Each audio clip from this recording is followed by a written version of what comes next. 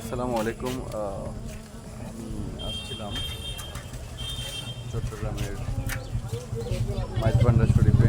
তো মাইজবান্ডার শরীফের মাজার জিয়ারত করার পরে আমি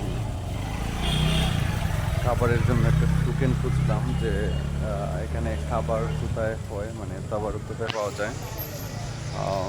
দেন আমি এই দিকে, এটা হচ্ছে মাজার শরীফ।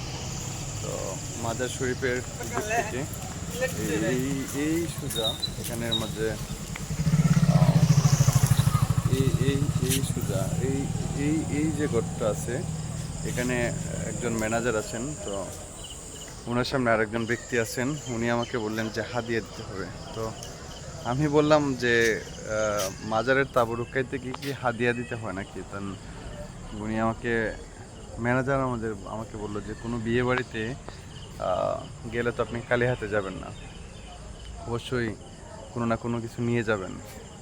তো খাইতে গেলে তো কোনো কিছু দিতে হবে। তো আমি খুবই অবাক হয়ে গেলাম যে মাইজভান্ডার, আমি আসছিলাম জিয়াউল হক মাইজভান্ডারি ওনার দরবারে। তো ওনার দরবারে তো আমি খুবই মানে অদ্ভুত হয়ে গেছি যে ওনাদের কথা শুনে যে মানে তাবারুক খাইতে গেলে হাদিয়া দিতে হবে। এটা খুব মানে খুবই, আমি আল্লাহর ওলিদেরকে অবশ্যই সম্মান করি এবং আল্লাহর ওলিদের প্রতি আমার অপুরন্ত ভালোবাসা, এবং আমি বিশ্বাস করি যে আল্লাহর ওলিরা আছেন বলে আমরা আজ ইসলাম ধর্ম মানে গ্রহণ করলাম বা ইসলাম ধর্ম পাইছি। সো ওলিদের অসম্মান বা ওলিদের আমার ব্যবহারে অসম্মান হবে এরকমের জন্য আমি ভিডিওটা করি নাই। জাস্ট ভিডিওটা এটার জন্য করছি যে উনাদের মতন মানুষরা আছেন বলেই আল্লাহর ওলিদের প্রতি মানুষের যে দূরত্বটা বাড়তেছে, এটা হচ্ছে মূল কারণ।